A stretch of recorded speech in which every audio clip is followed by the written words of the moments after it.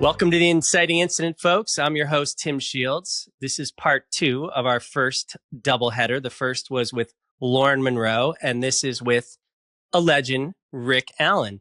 Now, I would say he's as much of a legend for what he's created as he has for embodying the hero's journey. So if you don't know what the hero's journey is, the professor, writer, and mythologist Joseph Campbell created the hero's journey. And it's a story arc that transcends time, culture, race, and religion into a single story. In its most reductionist form, it's the departure from the ordinary world into the unknown, the initiation, which is the descent and transformation, and the return, at which point the hero brings something back to benefit the world, whether it's wisdom, healing, an object, or perhaps in this case, music and art. So with that said, I'm going to jump into the bio here. Rick Allen is best known as the drummer for the iconic rock band Def Leppard. He joined the band at age 15 in 1978, just before they signed their first record deal. Allen's drumming contributed significantly to the band's early success, including their breakthrough album, Pyromania, in 1983. On December 13th, 1984, Allen was involved in a car accident that resulted in the amputation of his left arm. Determined to continue his career, he worked with engineers to develop a custom electronic kit that allowed him to play using his right arm and feet. Allen made the return to the stage in 1986 and continued to perform with Def Leppard, contributing to the band's most commercially successful period, including the multi-platinum album Hysteria in 1987. In total, they have sold over 100 million records worldwide. Beyond his music career, Rick is also known for his humanitarian efforts, including co-founding the Raven Drum Foundation with his wife, Lauren Monroe, which supports veterans, trauma survivors, and at-risk communities through music, drumming, and holistic healing programs. These initiatives include Project Resiliency and the 12 Drummers Drumming Campaign, which brings together artists and healers to foster emotional well-being. As if that's not enough, he's also an accomplished painter who has showcased his artwork extensively through Wentworth galleries across the United States. Rick, it's a pleasure. Welcome to the Inciting Incident. Wow. That's when you hear everything all put together like that, it sounds pretty impressive. I would say it is. It really is. I think my experiences, particularly the more negative ones, have really humbled me. I think, just coming together with Lauren, I mean, her background in the healing arts and, my background in music, and then ultimately, the trauma that I experienced during my car accident. It changed me. It changed me forever.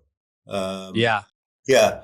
And I think that's probably one of the main reasons why I love being of service. It seems to be the key to success, and the reason why when I feel, say, sorry for myself, or I start spinning out in any other way, and there's many. As soon as I can be of service to somebody, it minimizes all of my perceived issues.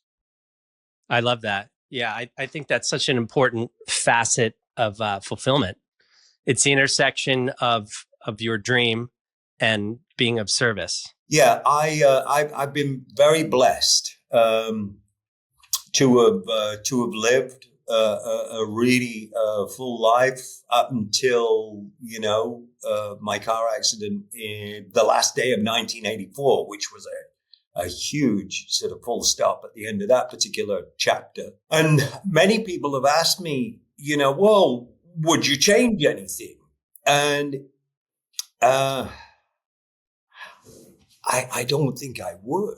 Because I feel as though the growth since that traumatic event has been so rewarding that I don't think there would have been any other way to have really learned so much about myself. Yeah, it was a catalyst for your spiritual awakening, I would say, right? I believe so, and really meeting with Lauren, coming off the tail end of that, because I went through a lot of very profound experiences, learning about how, if the body is in a traumatic state, that there's what I call an incremental shutdown. And it was such an honor to actually experience that, where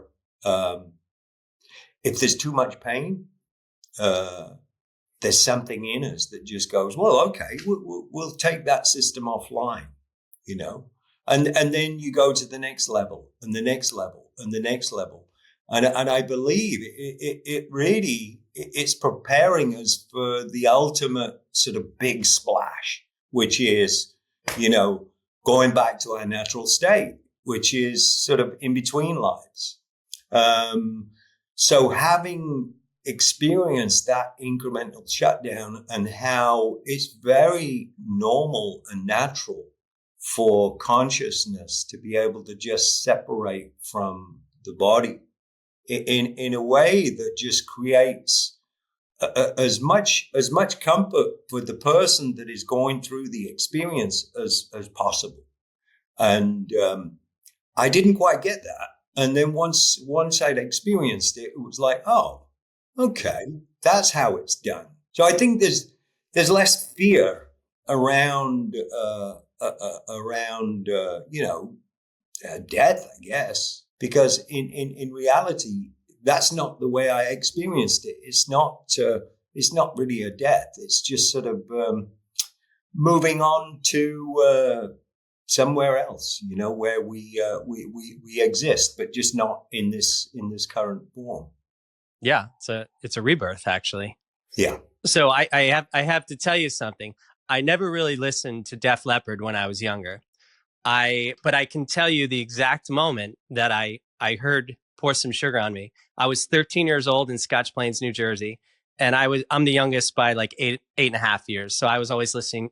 I thought I was the coolest, listening to like the Grateful Dead, Peter Frampton, Talking Heads, and my best friend Ben was so excited to introduce me to Pour Some Sugar on Me, and I was just this little prick, and I was like, I was totally dismissive, and he got so pissed he cocked back and went to punch me, and I scrunched up into a circle, and he punched my knee and broke his hand. And this was at the beginning of summer, so I will never forget my introduction to Pour Some Sugar on Me. Poetic justice. Exactly. You mess with the bull, you get the horns. That's what he took away from that one. But no, I have been listening to him a lot these last 2 weeks, and I love it. I get it now. I didn't get it then, but I was also 13 years old. But I usually start this interview out with when you were 17, and I was going to go to 15 because that's when you started. But maybe we'll go in reverse. You're 17 years old. You're in the thick of this. Who are you? What's going on? You're 2 years into this journey. Yeah, we just recorded our first record at a place called Startling Studios, which was actually owned by Ringo Starr. And I think he sold it to John Lennon. If you've ever seen the video for Imagine, he's playing a giant white piano in a giant white room. Well, that was the living room at Startling Studios, and it was this sort of stately sort of manner. It was actually beautiful, with one of the most extensive collections of rare trees. And then way off down the garden, they had this Tyrannosaurus Rex that was, I guess it was made out of this sort of steel sort of material. And it had this rust-like look about it. But that was pretty amazing, like being in that situation at my age and not really knowing anything else. I never really had a proper job. So it wasn't until I could look in hindsight to see how very, very blessed that I'd been. So that was sort of my recollection of 16 going on 17 was completing our first record together, and then just really enjoying the success of that in England, primarily in England. So so it was a good start, That's a pretty good start. And you got hired at 15. I mean, that's just like, you have kids, and 15, when I see a 25-year-old at this point, I'm like, they're so young. But 15, you barely even have like a formed consciousness, and you're just bam, you're starting your life, really. Yeah. Having post-war parents was very helpful. And what I mean by that is all of my friends, their parents were my parents too. So there was this sort of camaraderie. There was this pulling together. We'll all get through it, teamwork. It was all about that. So the only problem with that is if I did something wrong, I got a cuff around the ear from my best friend's dad, and then I got the same from my own dad when I got home. But really, it was our parents and what they instilled in us, and the values that they instilled in us, and their faith in what we did, and believing what we told them, and our passion for what we did. I think Joe's parents and my parents remortgaged their houses to finance some of the early recording projects that we did, which is pretty ballsy, But it just made me realize how much faith they had in us. And I can imagine the backroom conversations at school, something like, because I was supposed to stay on at school, and but I can imagine the backroom conversations when something like, my mum sitting there going, well, he's not going to be a brain surgeon. Yeah. And they say, well, if he stays on at school and he gets his qualifications, and and then move on to being with the band. And my parents, they really just said, he's got this chance right now.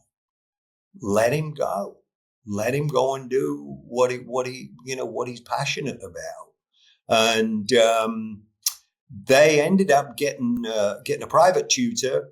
I went up to Scotland, where the school terms were split up differently, and I was able to leave school slightly earlier, and that kind of really launched my career. And coming into contact with Def Leppard, which in itself was incredible. I mean,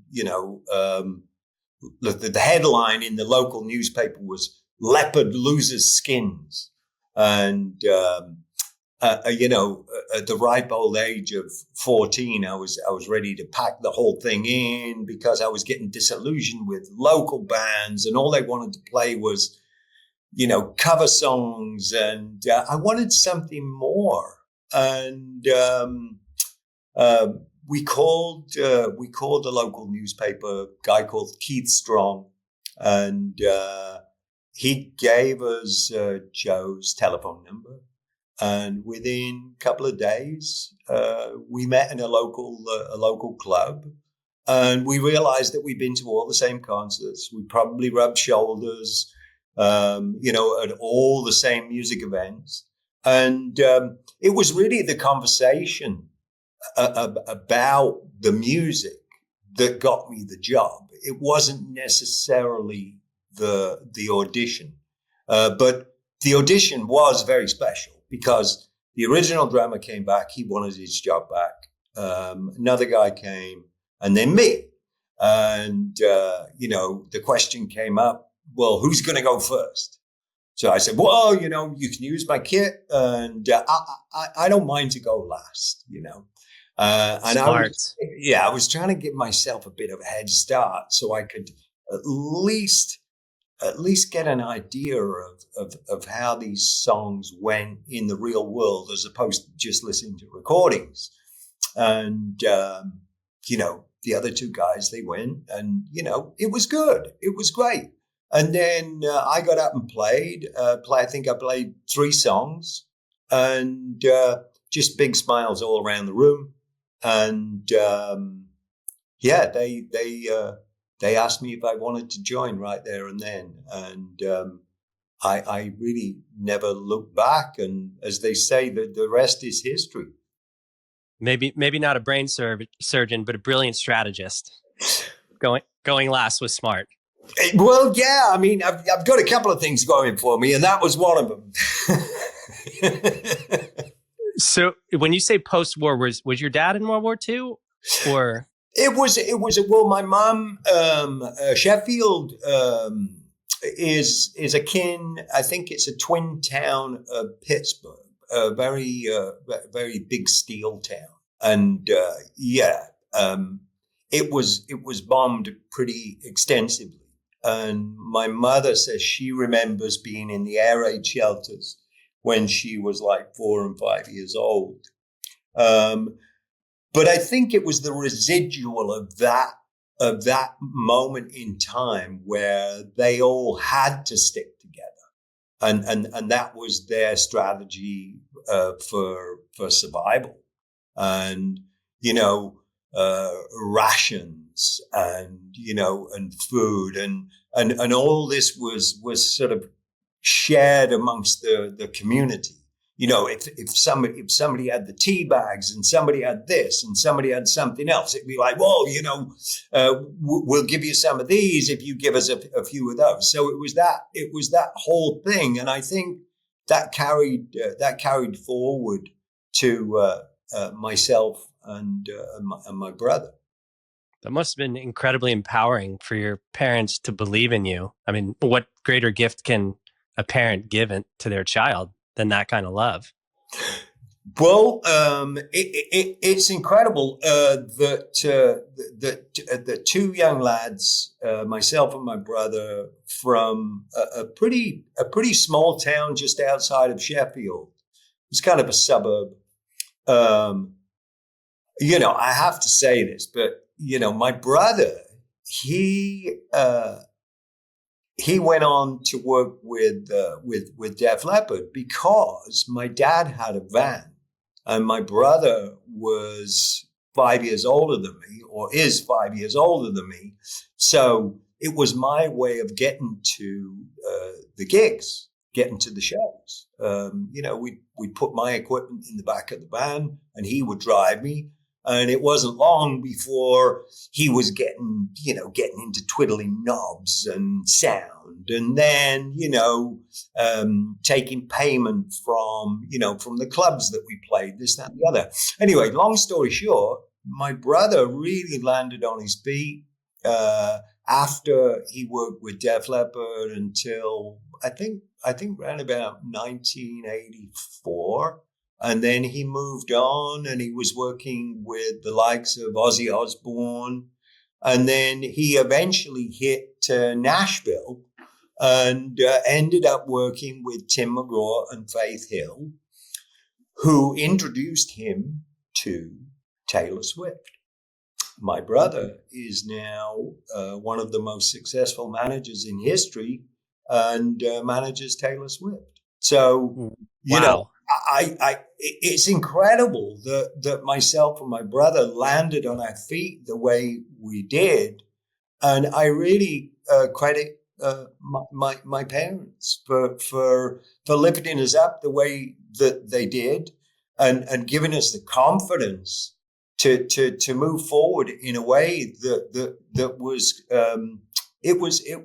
authentic. Yeah, and then, I mean, how cool to have your older brother as kind of this protector. I'm sure you guys battled, but also it's a very different energy when you have that kind of, I think you're probably a little bit more liberated and free to be yourself when you have sort of the security of your older brother. Yeah. I mean, there was warfare, as kids, and I would try and get back at him, but, he always got the upper hand. I lost my real dad probably about getting on for about 15 years ago. And I think it was then that myself and my brother really just kind of put everything to bed. The elephant in the room came out, and we talked about everything, and we talked about childhood and just everything. And then it was all done. It was like, we're good. Yeah.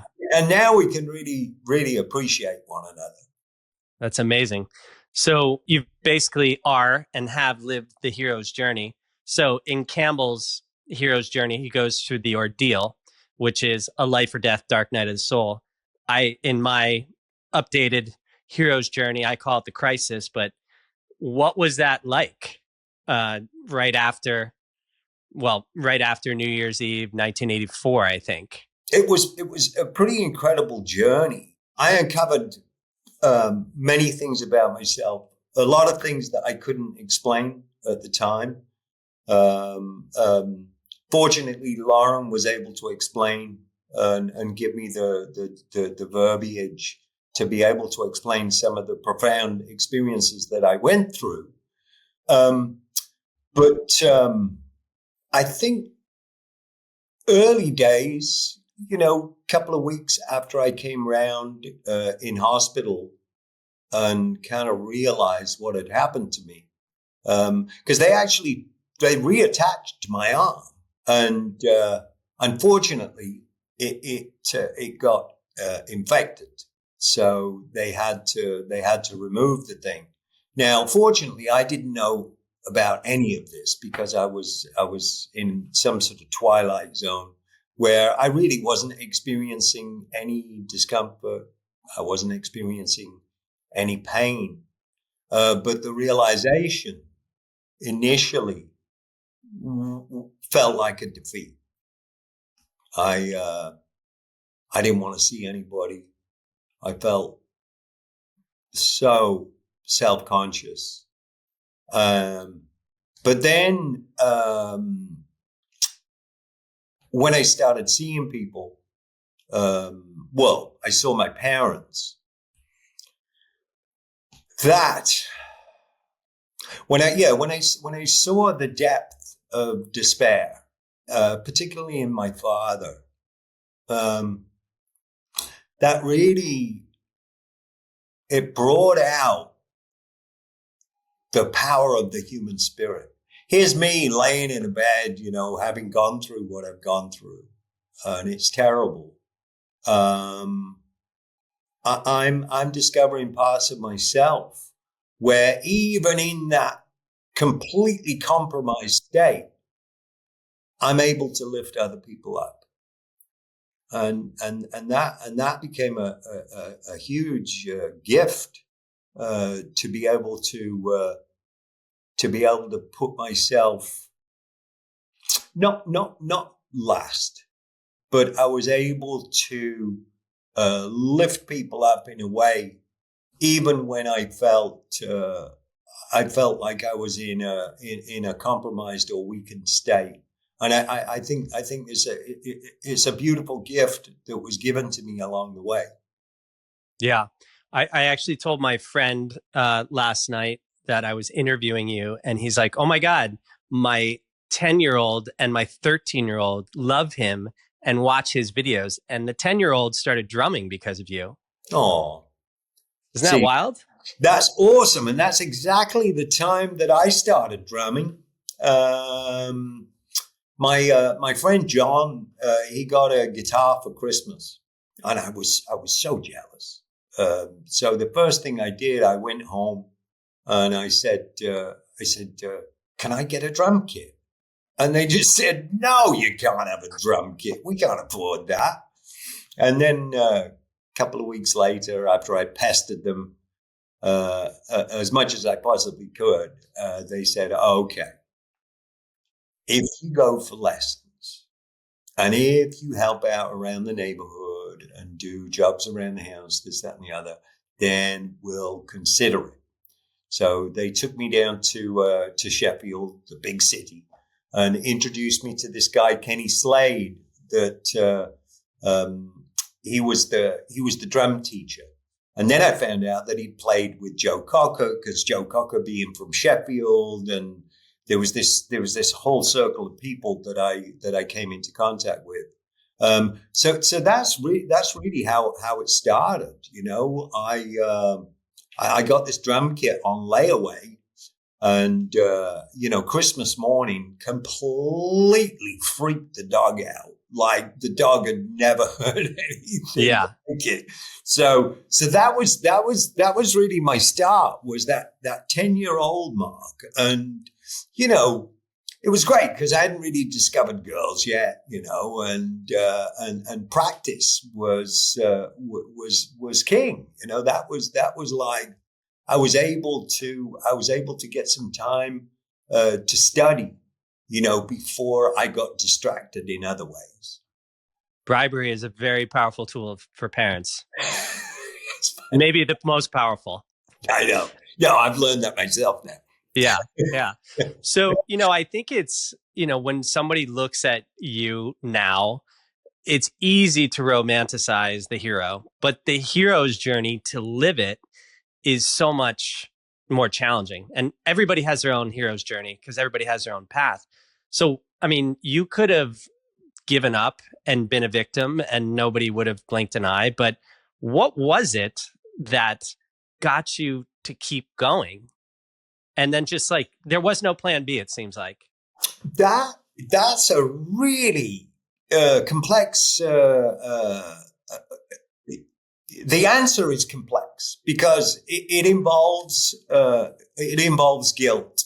It involves wanting to please. It involves just not wanting to feel defeat. And that's why I said about discovering the power of the human spirit in its most powerful form. Where it really does propel you forward. And then hundreds of thousands of letters from all over the planet, all sort of offering, support. And I remember getting a letter from Phil Collins from Genesis, and that really inspired me. And I think a whole host of things that put me on the right path. But it wasn't all positive. It's interesting how sometimes we're motivated by not wanting to let people down. Mm-hmm. And that's a huge one. Yeah, that was a big one. I wasn't used to that being part of my life. I always love to see other people succeed. I feel like it's a huge gift, being able to put yourself in that place. But yeah, I didn't want to let anybody down. I didn't want to let my parents down. And it was soul destroying for me to see them in such a bad way. And and I'm thinking, well, this is because of me, So that was really part of sort of pulling myself up and just really making a go of it. And then the other person that was really instrumental was a guy called Mutt Lang, who he's produced so many incredible records, but he was the guy that produced Pyromania and Hysteria, and he came to visit me in hospital, and he was connected to the Hare Krishnas down towards London. And he had this couple, Padma and Kripa. He had them come up to Sheffield on the train, and they would come into the hospital every single day, and they would make food for me. And then I started to learn about how they would use their intention while they were making the food. And, I'd looked at a few sort of self-realization books, but never really to the degree that I did once I experienced, people that had really, really just immense faith. And I very really, empowering. very, very powerful. Because the food that was available at the hospital really wasn't great, and I was vegetarian at that time. I was already vegetarian, they just kind of take the meat off, and this was a great opportunity for me to really delve into their lives. The hospital, they said, "Oh, you're going to be here for months and months and months," and I ended up getting out of the hospital within a month, which was pretty unheard of. And then when I got home, Padma and Kripa, they followed me, and they would continue, or they continued to make food for me. And then I did something that was very bold. I knew that I had a tab of acid. Here we go. Yes. So in my infinite wisdom, I decided to do the acid the night I got home. And oh my God. Yeah, it was really interesting because I was able to relive the journey that I took from the farmer's field back into Sheffield, which is probably about a 45-minute hour drive. And that's when I realized about what I was talking about earlier about, consciousness being able to part company with the body. And I kind of experienced my own journey in doing so. Now, kids, I wouldn't recommend you do that. This was part of my journey. And for whatever reason, it actually really helped me, and it uncovered a lot of the pieces that I missed, whether it was just going unconscious or whatever. But it was really quite insightful, to be able to go through the whole thing in slow motion. So wow. Yeah. Did you ever get a chance to thank Phil Collins or talk to him? I did. Yes. We were playing this charity show one time, and it was interesting. The Rolling Stones were there, and it was the first time I got to meet Charlie Watts. And oh, wow. Charlie was great, man. He comes walking towards me, and he looks like he's 10 foot tall. And then as he gets closer to me, I realized that Charlie, he's tiny, so I put my arm around him, and, it was like hanging out with my dad. It was awesome. And he just said, so how'd you do it then? I said, well, I use my feet a lot, and da-da-da-da-da. So, because, kind of old school, you know what I mean? Very traditional. So I got to meet Charlie for the first time.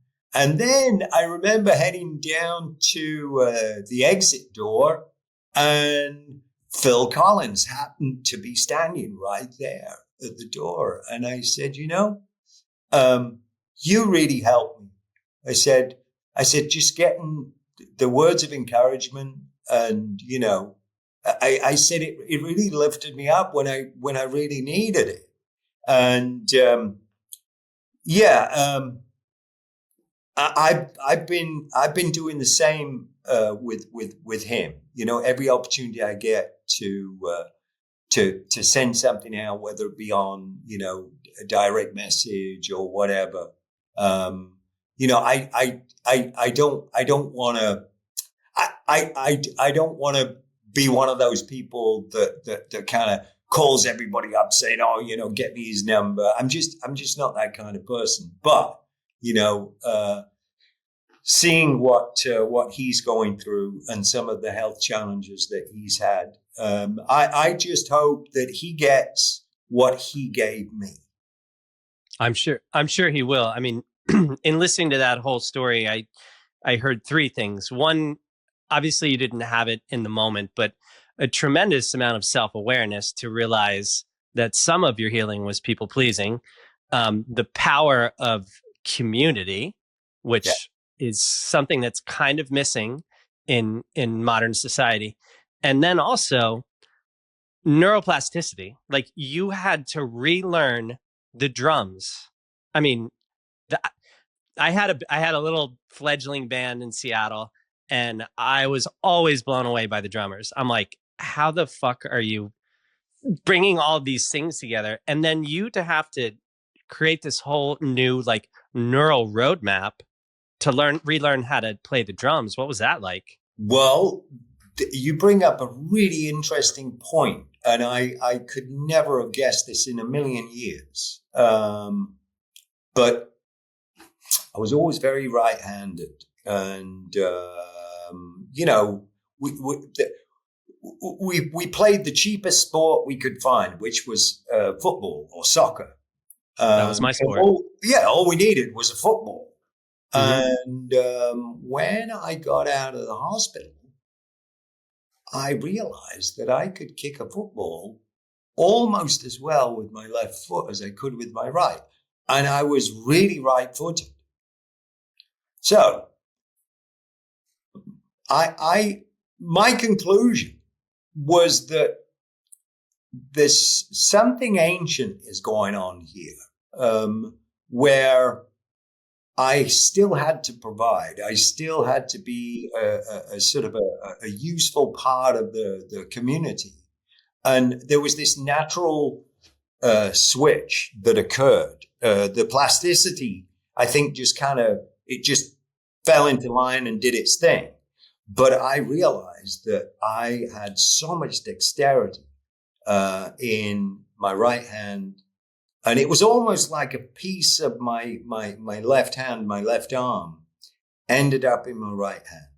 And then a piece of my left leg was there too, and a piece of my right leg. It was like the information was there. And now it was naturally sort of rewiring to get out to those areas so I could still express myself. And that was a beautiful gift. I had no idea that was going to come around. So at a certain point, that natural sort of response, when that kind of plateaus, that's when the learning curve kicked in. That's when you kind of pick up all that inspiration that you get from this natural phenomena. And then you kind of pick up where that left off, and then you start to build upon that. So, yeah, that's interesting that you use the word that there was something ancient, because like the information is in the field already.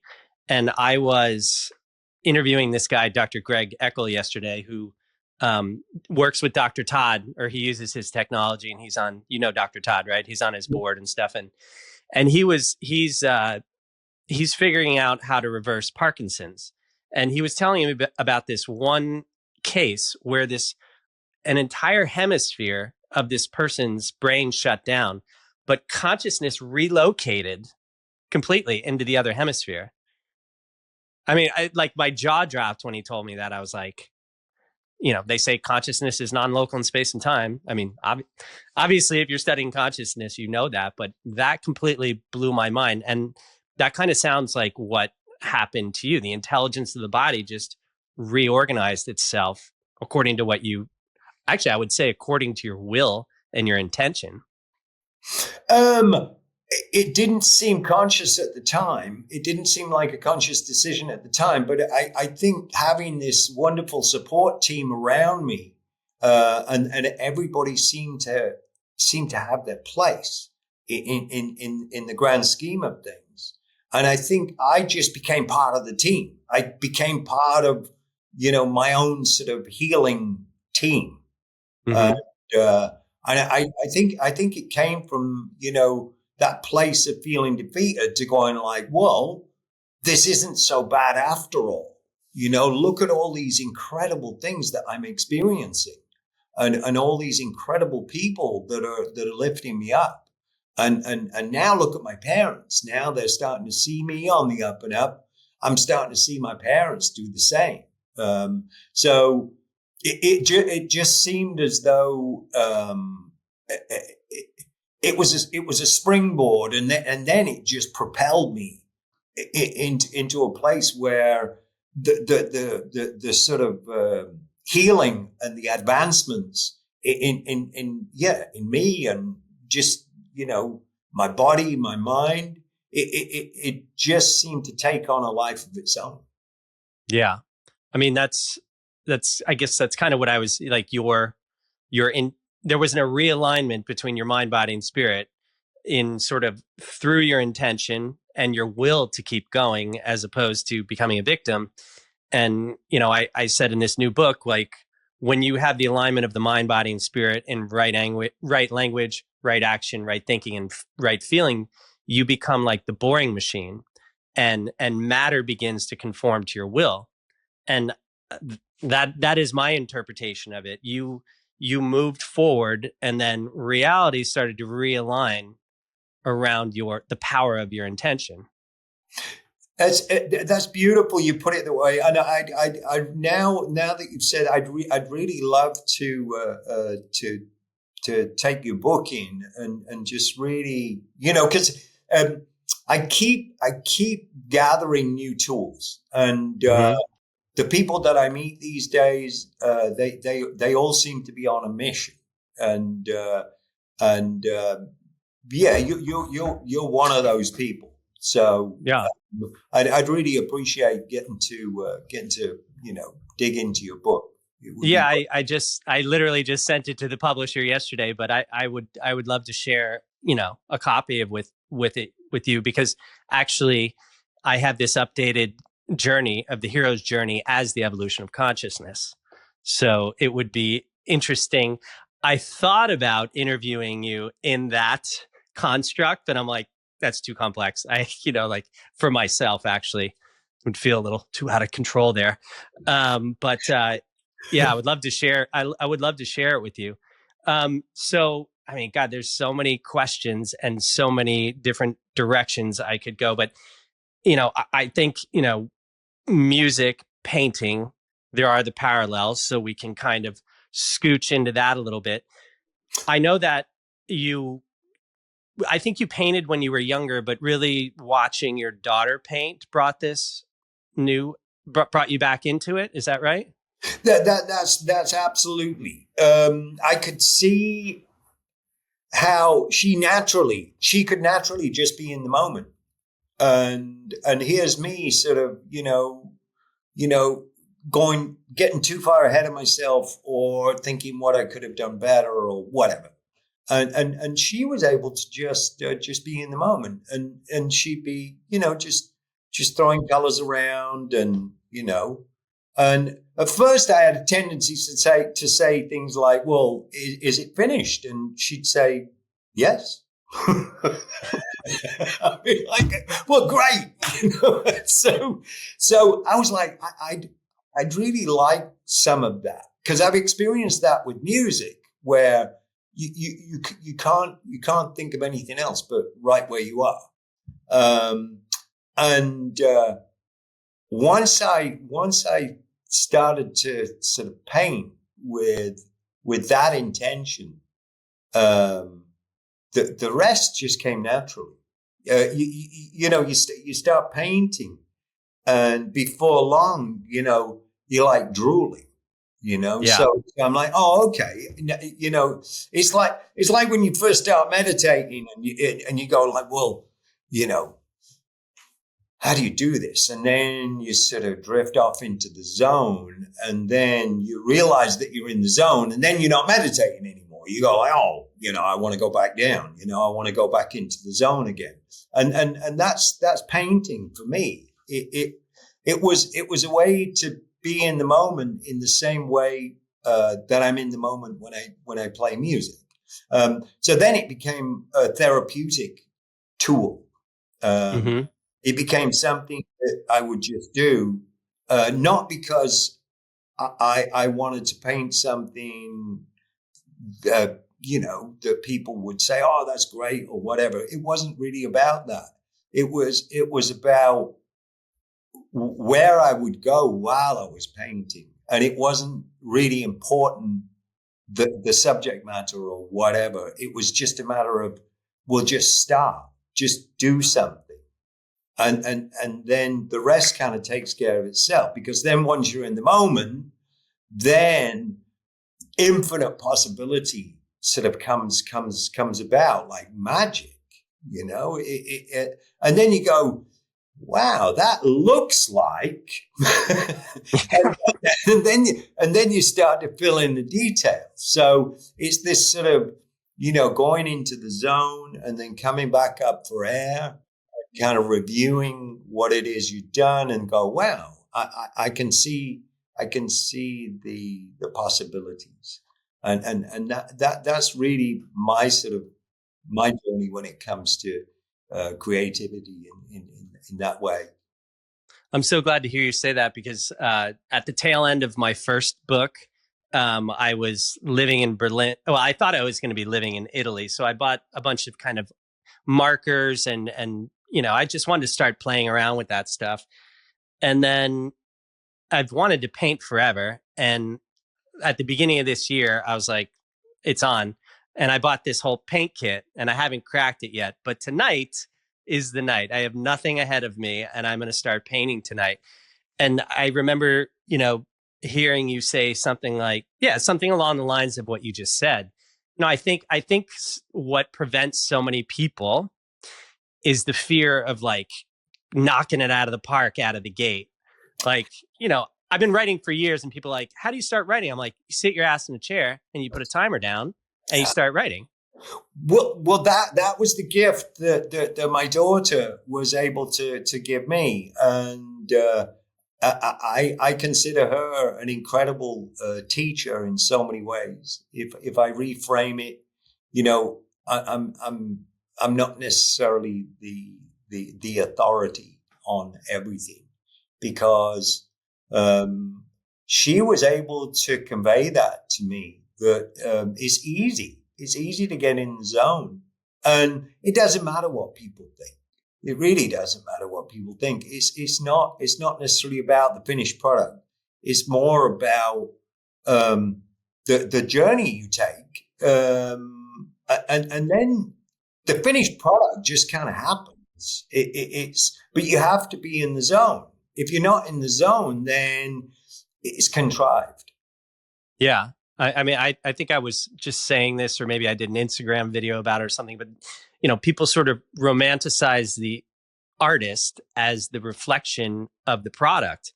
But for the artistic journey, it's about all of those serendipities and synchronicities, and that mistaken, hit on the snare or the brush stroke. And it's that beautiful mystery that unfolds through the creative process.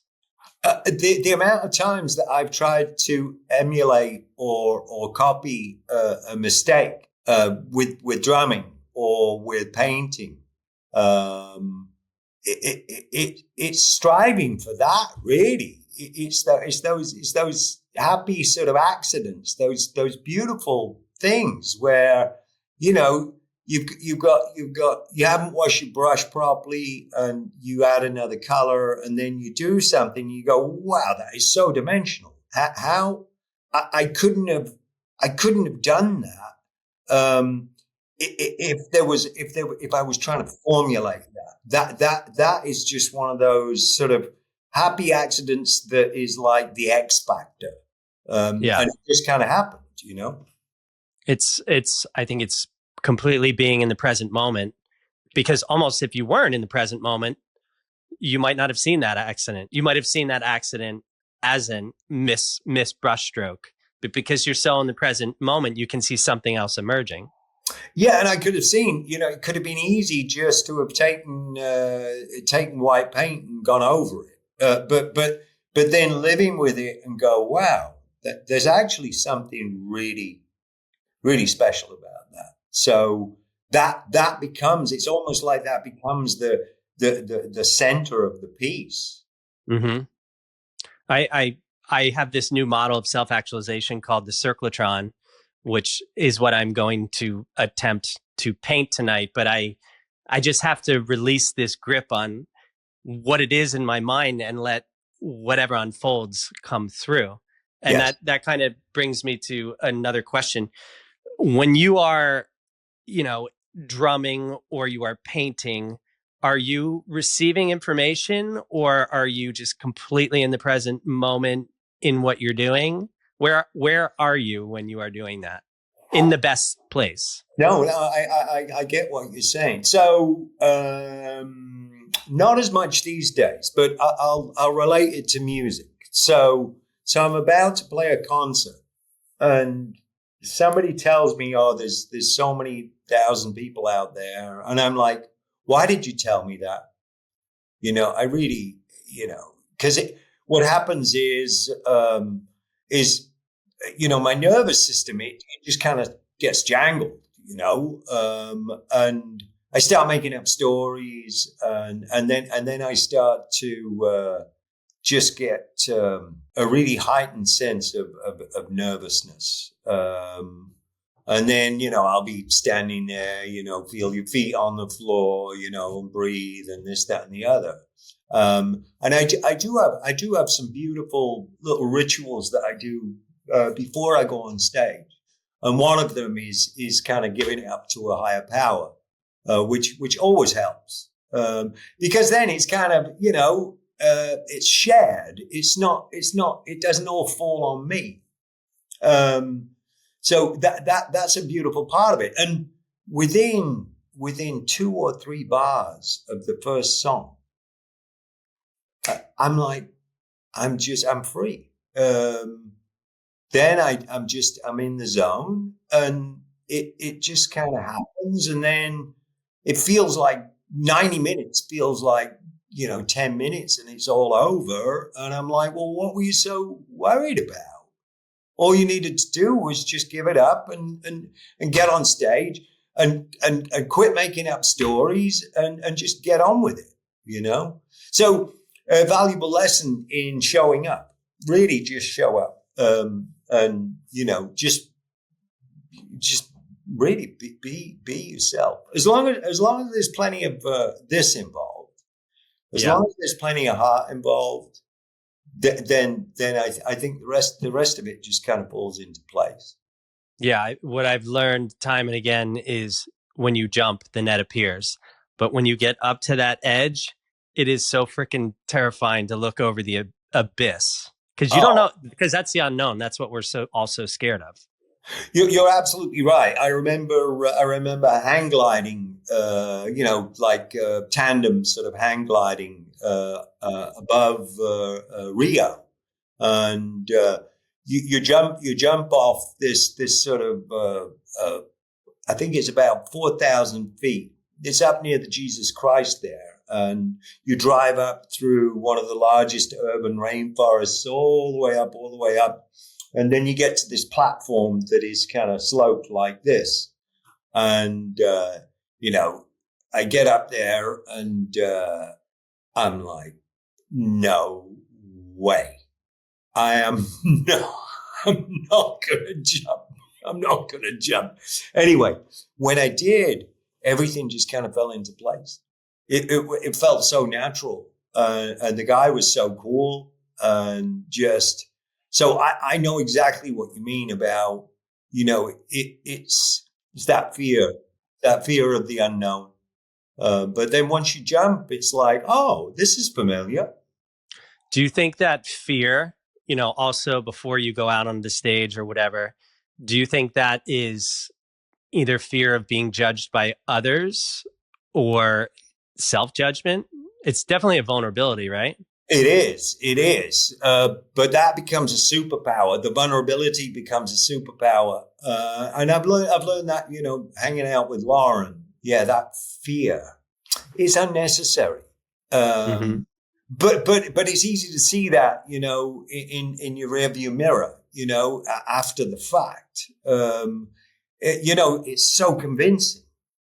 That it's difficult. It's difficult to shake sometimes. And that, I think that's where the distraction of prayer, that's where the distraction of setting an intention. And I always tell everybody, in the team, particularly our tour manager, Jessica, I'll say, come and visit me before I go on, because I need a hug. And with she hasn't missed a day. She'll come up and she'll give me a hug, but it's in an attempt to distract myself away from my perceived sort of fear. Yeah. So it's a game. It's a game we play. Yeah. I was actually going to open this. I forgot. I was going to open this interview with, what's a rock star doing at a consciousness conference?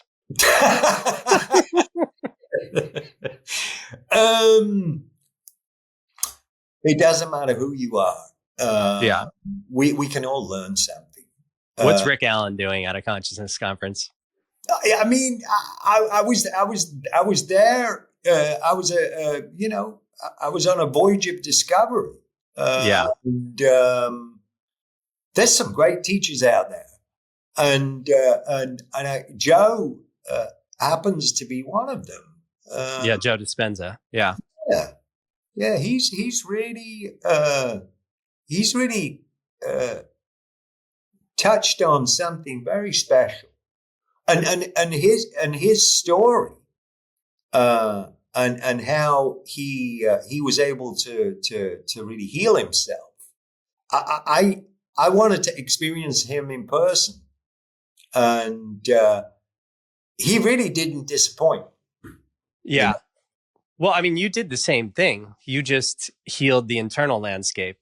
I mean, you couldn't have become who you are if you didn't. Your heroes. Well, they're both internal. The hero's journey is the internal journey, but if you didn't overcome yourself, you wouldn't be where you are right now. So tell me about, you were just in LA at one of Joe's workshops. What was that like for you? There was apprehension before I went. I'm not always good with change. Getting out of my normal routine. Lauren, she convinced me that this is going to be great. And she discovered Joe Dispenza many years ago, and she slowly but surely got me into this. Along with Bruce Lipton and Greg Braden, and it's great. There are some incredible people out there, and I didn't know that meditating like that in a giant group, I didn't understand how the feeling would be amplified, and it was such a lot deeper experience than I expected. So it's that group coherence field. Wow, that's powerful. Yeah, I mean, it didn't take me long to figure it out, because it's difficult for me to to get that deep so quickly. And I was there. I mean, I just kind of disappeared, and it was wonderful. And then I was really just in that place of just wonderment, and just I didn't get in my own way. I just sort of let it happen, and you surrendered. Yeah, I totally surrendered. Met some lovely people. I met a beautiful couple from New Zealand, and everybody seemed happy. Everybody seemed like they were on their best behavior. It was really refreshing, to be around people like that.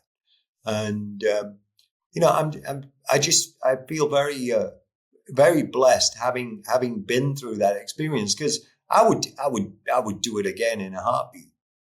Well, you should go to a week long, because if you can imagine the coherence that you experienced in 3 days, you bring 3 more days into it. And I mean, the wildest shit happens. Like, I've seen people get out of wheelchair, people who haven't been able to talk, people who've cured stage 4 cancer and stuff like that.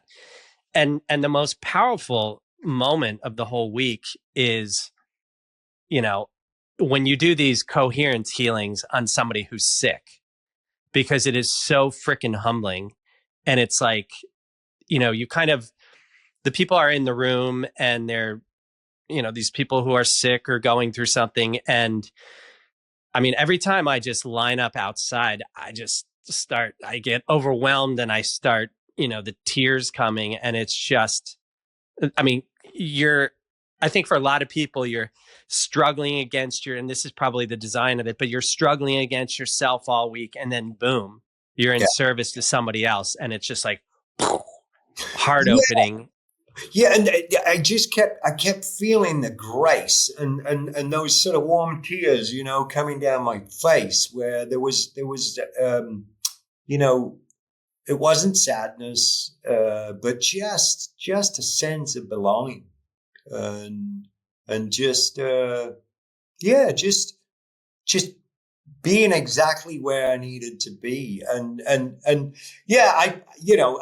met a few people that said, well, what are you doing at a thing like this? Rock stars don't do this kind of thing. And I said, well, spoiler alert, I'm only a part-time rock star. Yeah. Do a lot of other things. Yes. So tell me about meeting Lauren, because that seems like a pretty divine union that came together. Yeah, it was actually through a mutual friend. I was having, aches and pains and issues with my right shoulder. I broke my right shoulder really badly, so my range of motion is terrible. So a mutual friend, he told me about Lauren. This was in 2000. He invited her to come along and meet me at the show. We were playing a show in Colorado Springs, and we happened to be playing the night before my day off, and I was going to be having a day off in the Colorado area, and she came to the show, and we were introduced to one another, and just like this bolt of lightning. I mean, literally a bolt of lightning. We went out, we reached out to touch each other and just sort of, shake hands. And it was like, it was like this static sort of electricity hit both of us. And we never ended up actually shaking hands, because we were like, whoa, what was that? Yeah, it was pretty intense. And then the next day, she did this beautiful energy work on me. It was sort of hands off and hands on healing, and I just immediately felt like I'd known her forever, and started sort of just going into parts of myself that I'd never experienced before. That's beautiful. Yeah. And then I kept asking my friend after I left, and I kept asking my friend, who is that girl? Like that was a pretty amazing experience. Thank you for that. Thank you for thinking of me and putting the two of us together the way you did. And so he gave me her number, and we kept in touch. Probably kept in touch for about, I don't know, 6 months or whatever, and then we couldn't stay apart. There was unfinished business, and then it just so happened that she was an incredible drummer also. She was involved in Afro-Brazilian dance, and her dance teacher, it was all live drumming. So her dance teacher encouraged her to learn an instrument, one of the instruments that she was dancing to. So she picked up djembe, and she plays the shit out of it. She's like, whoa. But it's interesting, the way that she plays djembe, particularly now, I'm sort of in this sort of physical form, my new body as it is. She naturally plays all of the feminine parts. Oh, interesting. Yeah. Yeah, it's like everything that I'm missing and everything that's going through my head, she just naturally plays it.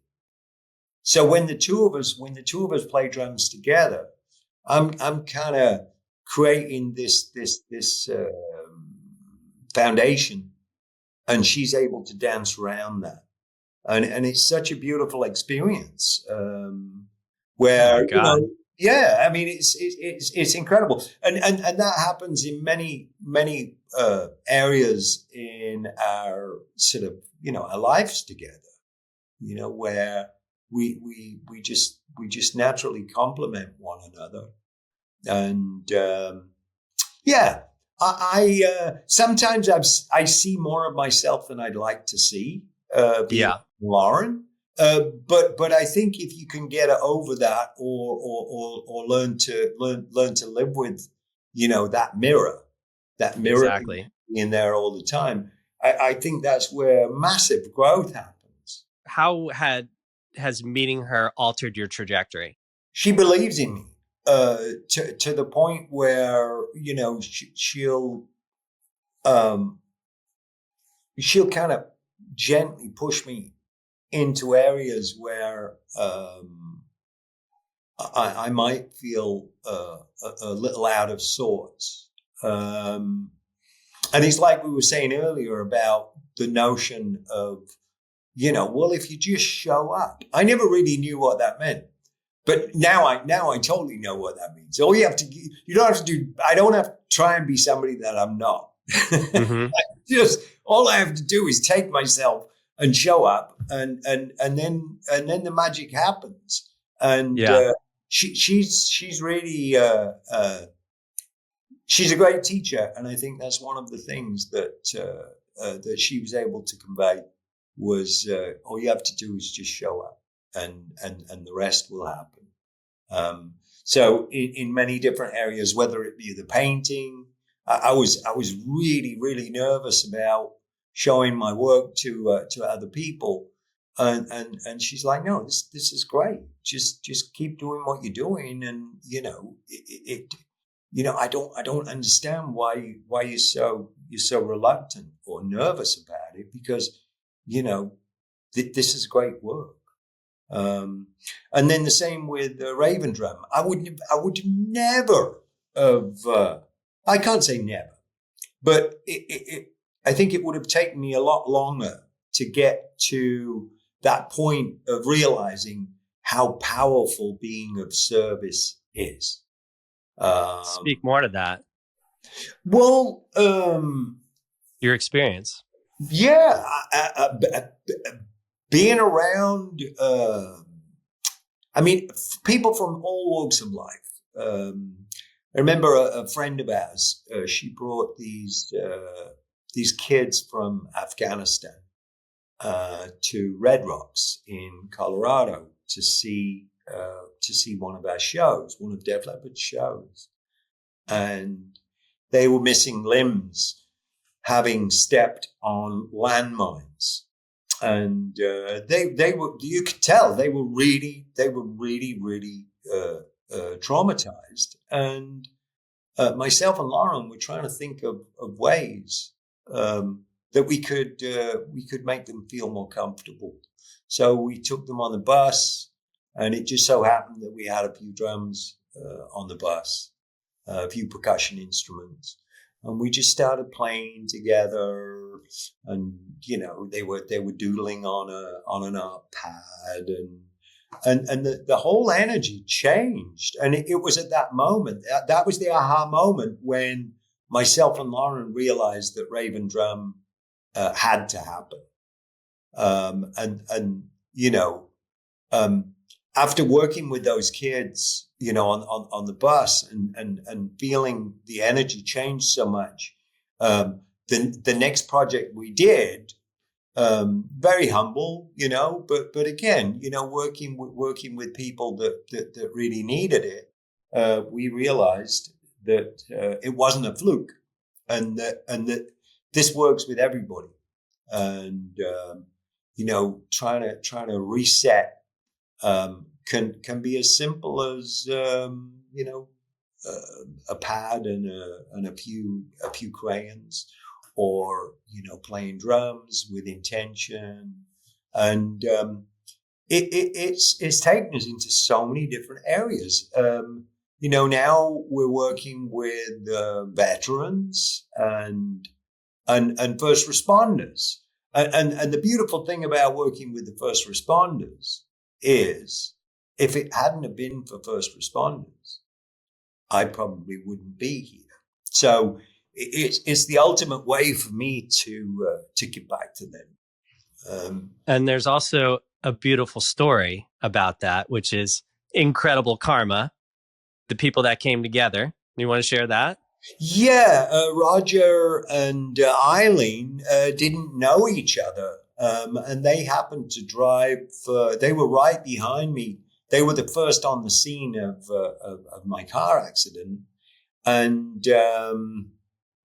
they when people talk about angels on earth, they were my angels. They saved my life. Now,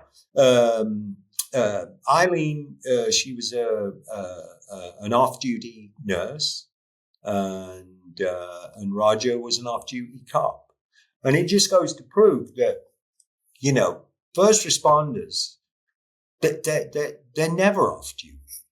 It's just part of how they're just unique. They just have a certain way. Because when most people are running out of a building, they're the ones running in, which is an incredible, just an incredible way to be. So, long story short, they went through this traumatic event with me, saved my life, and they ended up becoming a couple, and they ended up getting married. And they actually came to myself and Lauren's wedding, which was a beautiful experience. So the fact that there was a love story attached to what could have been, such a terrible event, in my life, ended up becoming really something really beautiful. She was an off-duty nurse, and he was the police officer, right? That's right. I mean, that is just like so mind-blowing that something so beautiful can come out of like something horrifying and tragic. And you were this catalytic thing for this fractal of love that just kind of spun out into a whole nother part of the world, the universe, or whatever. And I think that's, that's some, it's a tough thing he went through, but it's beautiful karma to be able to bring those people together. Like, you changed their life. It's a beautiful thing. And that continues to happen. every time we go out there and we do the work that we do, we just meet more and more incredible people that are doing amazing work. And myself and Lauren, we just feel so blessed that we're able to continue this and make a difference. Yeah, I think the thing that people don't realize about service is you go to perform this service or whatever, but you're actually the one that is completely transformed. Yeah. I had a relationship and job, and when I was like 33 in the same week, and I took off to, like, she's like, I need time and space. So I disappeared for 5 days, and she's like, what are you doing? I'm like, I just bought a one-way ticket to Tanzania. I'm going to volunteer in an orphanage. See ya, bitch. And of course, she couldn't get enough of me after that. But, here I am. I think I'm like going over there to this service, and like these kids just transformed me. And like when I left, they were holding on to my legs and like bawling. Oh. And I, like a good Irish Catholic, I stuffed it down. And then I got in the Land Cruiser, and as we were driving away, I just sobbed and sobbed and sobbed. And actually, I brought this little travel Martin over there, and I had kept it for, sort of hidden to myself for, maybe the first 2 weeks. And then there was this afternoon where I had like 15 kids to myself. I'm like, what am I going to do? And I broke out this guitar, and all of them like dropped to their knees, and they were just like, guitar? And they're, trying to strum it. And actually one kid went on to, I heard, become a musician. So that's cool. I forgot about that. I haven't thought about that in like 15, 20 years or something. But yeah, it was one of the most profound. It was like my first solo adult trip. And I always knew, like, if I wanted to have big things to write about, I had to have big experiences. And, I held like Joyce and Steinbeck and et cetera in the highest. So I was like, I want to live that life. I want to travel. I want to, like a young, naive artist, I'm like, I want to experience everything. And then I get it. I must admit, I had a beautiful experience in Ireland. I spent quite a bit of time in Dublin, and it's so fertile. There's such creative juices over there. I can see how somebody would want to write about. It's such beautiful surroundings and such incredible people. That's actually my roots. I'm not quite sure why we left Ireland. It could have been famine or religion or both. But I do have quite a few distant or relatives that are buried over there.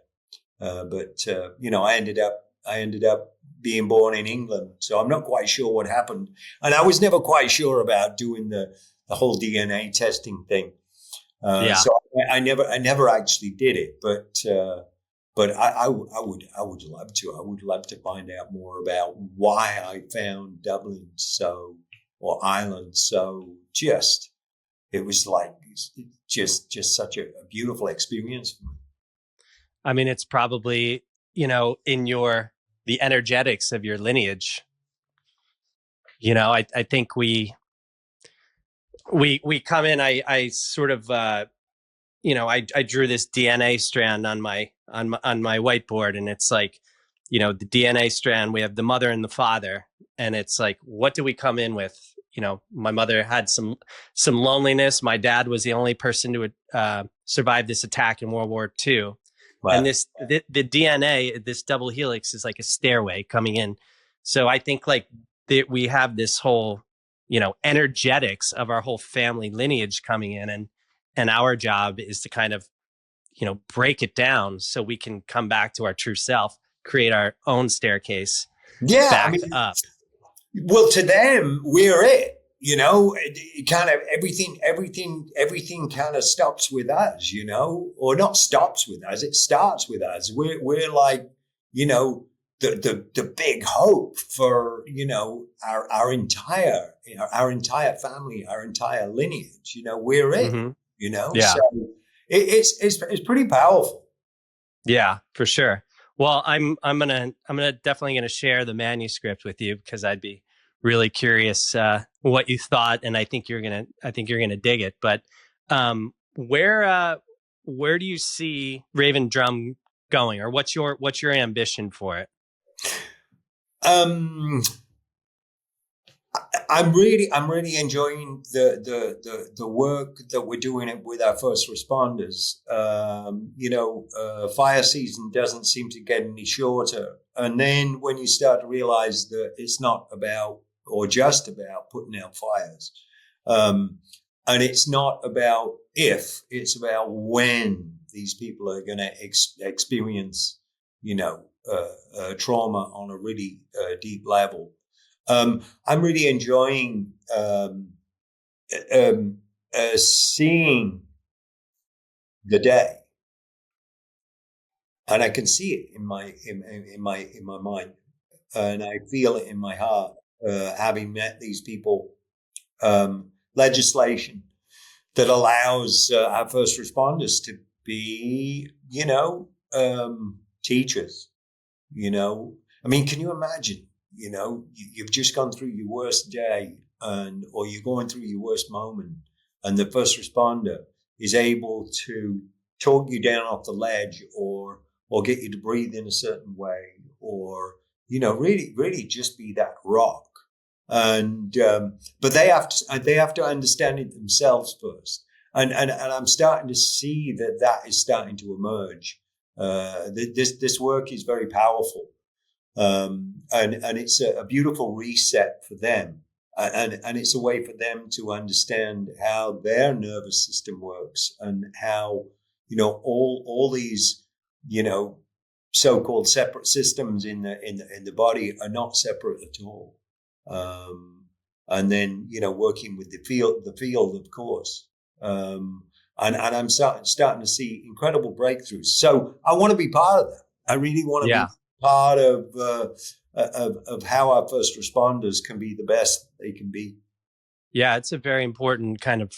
I mean, I didn't think about it until I was talking to you guys when I first met you, but here are people who are always in service, but even people who are always in service need service. Yes.